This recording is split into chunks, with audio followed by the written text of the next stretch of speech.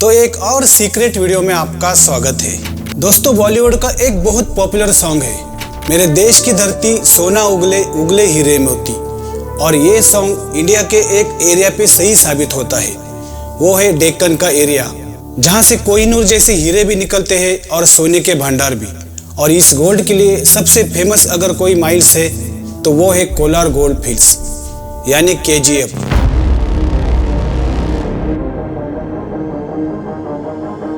और इस नाम से एक मूवी का सेकंड पार्ट भी अभी रिलीज हुआ है, जो आप सभी को पता है। मूवी तो एक बनी बनाई स्टोरी पर बेस है, लेकिन दोस्तों KGF की रियल स्टोरी भी कुछ कम इंटरेस्टिंग नहीं है। आज हम इसी KGF की सीक्रेट और रियल स्टोरी को जानने की कोशिश करेंगे। कोलार गोल्ड फील्ड दुनिया की दूसरी सबसे गहरी सोने की खदान है, और उसके बाद अगर दुनिया भर के सभी देशों में कोई बड़ी सोने की खान है तो वो है KGF। South Indian state Karnataka का सदर हिस्सा कोलार डिस्ट्रिक्ट, जो कि आंध्र प्रदेश और तमिलनाडु के बीच बॉर्डर पर स्थित है। और कोलार डिस्ट्रिक्ट हेडक्वार्टर से लगभग 30 किलोमीटर दूरी पर है Kolar gold fields.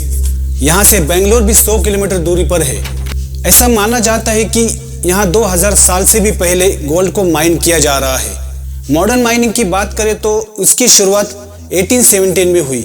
Michael फ्रिथगेन level, जो कि ब्रिटिश आर्मी के एक रिटायर RS सोल्जर थे, उन्होंने बेंगलोर के कॉन्टिनेंट को ही अपना घर बनाया था। रिटायरमेंट के बाद उनकी लाइफ बहुत बोरिंग थी। वो कुछ दिन पहले ही न्यूजीलैंड से युद्ध समाप्ति कर लौटे थे। उन्होंने रिटायरमेंट के बाद कुछ बड़ा करने की सोची थी, लेकिन अब उनका ज्यादातर समय बुक्स पढ़ने और न्यूज़पेपर पढ़ने में जा रहा था। ऐसे ही एक दिन उनकी नज़र एक आर्टिकल पे पड़ी, और ये आर्टिकल पढ़ने के बाद लेवल निकल पड़े एक ऐसी जर्नी पर जिसने दुनिया की दूसरी सबसे गहरी गोल्ड माइन को जन्म दिया। आखिर ऐसा क्या था उस आर्टिकल में? तो दोस्तों, इस आर्टिकल में लिखा था कोलार में गोल्ड की पॉसिबिलिटी के बारे में। इस आर्टिकल को ब्रिटिश आर्मी के ही ऑफिसर लेफ्टिनेंट वॉरेन ने लिखा था। कहा जाता है कि चोला साम्राज्य के समय से ही यहाँ लोग अपने हाथों से गोल्ड को डिग किया करते थे। चोला साम्राज्य के बारे में और जानना है तो मेरा ये वीडियो आप देख सकते हो। 1817 में लेवेल ने KGF में 2 साल तक अच्छे से रिसर्च की। फिर 1817 में मैसूर के महाराजा से यहाँ माइनिंग करने के लाइसेंस के लिए रिक्वेस्ट की, और उन्हें अगले 20 सालों के लिए माइनिंग का लाइसेंस भी मिल गया। 2 फरवरी 1875 को माइनिंग की शुरुआत हुई, लेकिन लेवेल इतने भी अमीर नहीं थे कि वो इतनी बड़ी माइनिंग को संभाल सकते। इसलिए उन्हें बहुत सारे फंड्स और इन्वेस्टर की जरूरत थी। तो उन्हें अपने ही दोस्त मकाइंजी, सर विलियम्स और विलियम्स अर्बुनोत, इनके साथ मिलकर एक सिंडिकेट फॉर्म करते हैं, मतलब एक पार्टनरशिप तय करते हैं, और उसे नाम देते हैं the Kolar concessionaire company limited. पूरी दुनिया से यहाँ इंजीनियर्स की टीम बुलाई जाती है ताकि काम तेजी से हो सके। सच कहे तो यहाँ से गोल्ड माइनिंग की शुरुआत कही जा सकती है। धीरे धीरे यहाँ पूरा एरिया ब्रिटिश अपने कब्जे में लेते हैं। 1870 आते आते यहाँ की पॉपुलेशन 37,900 तक पहुँच जाती है। उस टाइम इस एरिया को मिनी इंग्लैंड कहा जाता था, क्योंकि वहाँ की सारी चीज़ें इन लोगों ने चेंज कर दी थी। काम तेजी से शुरू था। अगले 10 सालों में 1,70,000 किलोग्राम से भी ज़्यादा गोल्ड निकाला जाता है। और सबसे बड़ी बात तो ये थी कि ये सारा गोल्ड सीधे इंग्लैंड भेजा जाता था। इसका थोड़ा सा हिस्सा भी इंडिया में नहीं रहता था। यानी कि यहाँ की मेहनत तो इंडियन लेबर कर रही थी, गोल्ड पैदा करने वाली ज़मीन भी इंडिया की थी, लेकिन इसका फ़ायदा हो रहा था सीधे इंग्लैंड को। एक तरफ से KGF भी इंग्लैंड की इकोनॉमी बढ़ाने का एक जरिया था। अब 1920 आ चुका था। 24,000 लोग माइनिंग में काम कर रहे थे। उनमें से 400 लोग यूरोपियन थे और 400 लोग एंग्लो इंडियन, यानी आधे से ज़्यादा लोग इंडियंस ही थे। जैसे कि मैंने पहले ही कहा था कि इस जगह को लिटिल इंग्लैंड कहा जाता था। ऐसा इसलिए कि ब्रिटिश माइनिंग कंपनीज ने जिस बैरन नो मैन्स लैंड में अपना काम शुरू किया था, अगले 20 सालों में एक बड़ी ब्रिटिश कॉलोनी खड़ी हुई थी, जहाँ शानदार बंगलोज थे, क्लब हाउस थे, जिम खाना, ऐसे बहुत कुछ डेवलप हो चुका था। आपको जानकर हैरानी होगी कि जापान के बाद पूरे एशिया में सबसे फास्ट डेवलप्ड शहर अगर कोई होगा तो वो KGF ही था। 1900 में यहाँ कावेरी नदी पर हाइड्रो इलेक्ट्रिक प्लांट का निर्माण किया जाता है, और जल्द ही KGF में केरोसिन लैंप, कैंडल की जगह इलेक्ट्रिक बल्ब आ जाते हैं। ये बात तब की है जब बेंगलोर शहर और मैसूर जैसे शहरों में भी बिजली नहीं थी।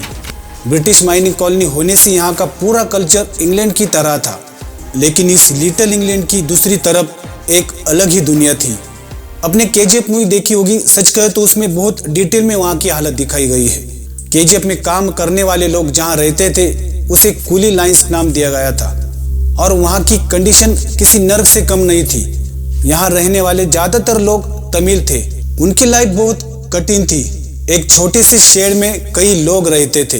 इसे अंदाजा लगाया जा सकता है कि कैसी हालत थी इन काम करने वाले लोगों की। उनके काम करने की जगह तो इससे भी खतरनाक थी। जिस टनल में वो काम करते थे वहाँ का टेम्परेचर 55 से ऊपर चला जाता था। जरा सोचिए इस टेम्परेचर में उनकी हालत क्या होती होगी। माइंस में हादसे तो आम बात थी। चट्टान गिरने से, आग लगने से बहुत सारे लोगों की जान चली जाती थी। जैसे जैसे हादसे बढ़ते गए वैसे वैसे इन मैनेजमेंट ने उन पर ध्यान देना बंद कर दिया। कई बार तो वर्कर्स पर ही वो ब्लेम किया जाता था कि उनकी ही गलती है, उन्होंने ध्यान नहीं दिया। इस जगह पर वर्कर की सेफ्टी पर कभी ध्यान नहीं दिया गया। वर्कर्स को हमेशा सिलिकॉस बीमारी का खतरा रहता था, जो खदान में पाए जाने वाली सिलिका से होती है। इस बीमारी से पीड़ित लोगों को घर भेज दिया जाता था और इलाज के नाम पर उन्हें कुछ भी नहीं दिया जाता था।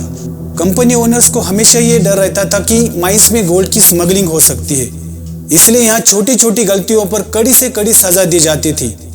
इतना होने के बावजूद भी यहाँ लोगों को केजीएफ ही सब कुछ था। अब यहाँ से कोई नहीं जाना चाहता था, लेकिन इस भयानक कहानी का एंड भी नजदीक था। 1947 में देश तो आज़ाद हो गया, लेकिन केजीएफ अभी भी ब्रिटिश कंपनी के हाथों में ही था। मगर यहाँ अब गोल्ड की प्रोडक्शन भी धीरे धीरे कम हो रही थी। ऐसा लग रहा था कि केजीएफ अब बंद हो जाएगा, लेकिन उससे पहले ही केजीएफ को नेशनलाइज किया गया। फिर 1972 में सेंट्रल गवर्नमेंट ने इसे भारत गोल्ड माइंस लिमिटेड यानी बीजीएमएल नाम देकर पूरा कंट्रोल अपने हाथ में ले लिया।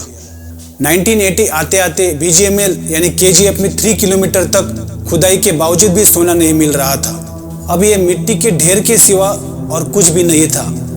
फाइनली 28 फरवरी 2001 को केजीएफ बंद कर दिया गया। दोस्तों, ये थी केजीएफ की रियल स्टोरी।